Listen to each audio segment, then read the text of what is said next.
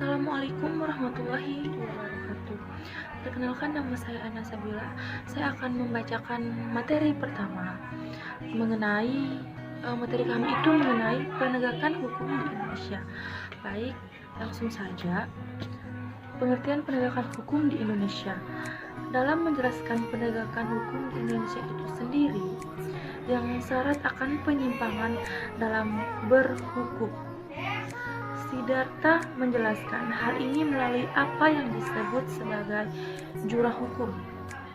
Jurah hukum menjadi sangat terbuka karena pembentuk undang-undang memang tidak mampu memperkirakan secara lengkap varian-varian peristiwa konkret yang akan terjadi di kemudian hari. Baik, terima kasih. Mungkin materi selanjutnya akan disampaikan oleh teman saya Maya Sari. Kepadanya dipersilakan. Assalamualaikum warahmatullahi wabarakatuh. Baik, saya akan melanjutkan.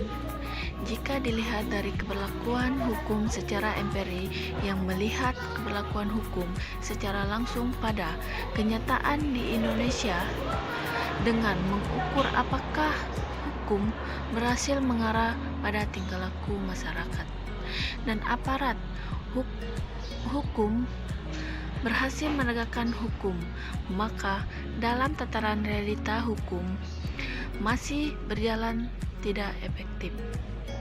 18 penegak hukum di Indonesia masih jauh dari yang diharapkan, tidak terlepas dari pengaruh politik dalam hukum. Hal ini tidak hanya berpengaruh pada penegakan hukum, namun juga karakter produk-produk hukum serta proses pembuatan dan pelaksanaan dan penegakan hukum tidak selalu seiring dengan perkembangan strukturnya.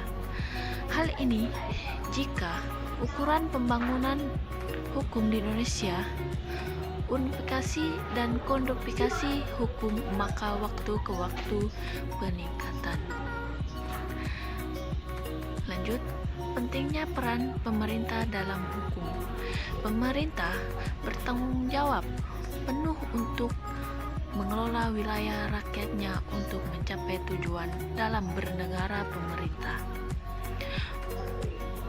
Pemerintah pun hanya kepentingan dalam menjalankan kondisi kondusif dalam menjalankan pemerintah berkreasi dan pelayanan masyarakat yang berjalan dengan baik serta keamanan masyarakat.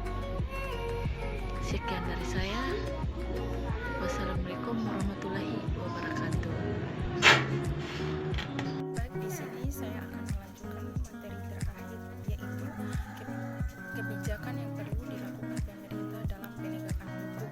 Poin pertama, menukik kebijakan yang lebih konkret, ada beberapa hal yang perlu dilakukan oleh pemerintah dalam penegakan hukum di tingkat substansi hukum.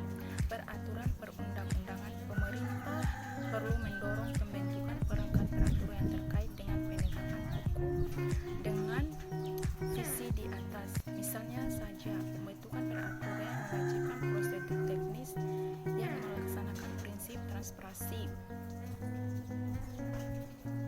dan akuntabilitas. Juga pemerintah sebagai salah satu aparat pembentuk undang-undang perlu berinisiatif membentuk